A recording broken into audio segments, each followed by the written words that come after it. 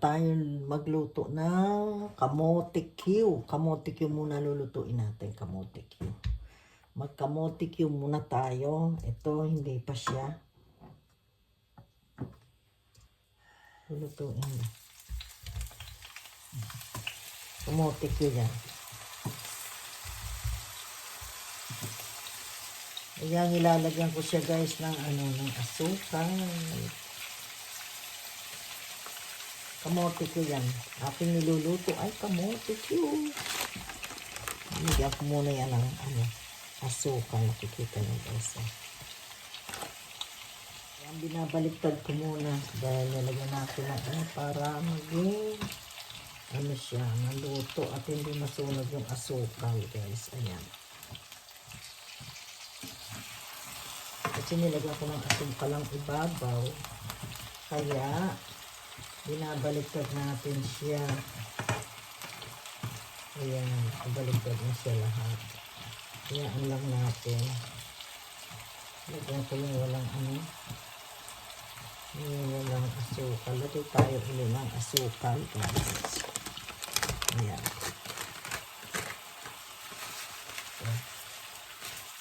Masarap yan. Matamis. Ayan, kamote Q. Kamote Q. Dalawa lang kami, pero hindi kumakain si Habi. Bali, ako lang ang kakain yan. Tapos, magbibigay ako sa aking anak. Ayan, kaya. Ayan. Hintay tuloy natin mamaya. Ayan. At malapit na siyang maluto. Malapit na mag-aarnibal na. Ayan, guys. Ayan, nag-aarnibal na siya. Kaya malapit na siya. Kaya lang, hindi pa masyadong nag-aarnibal guys. Sa tingnan mo. Lapit na. Kasi nagustuhan lang natin kumain gusto lang natin kumain ng ng kamote Q. Namiss ko kasi ang kamote Q ng Pinas. Kaya ayan, nagluto ako. Nakakamiss yung kamote ko ng Pinas. Ayan, ganito ang kamote rito guys. Ayan o. Kita nyo guys. Ayan, kita nyo. Ayan.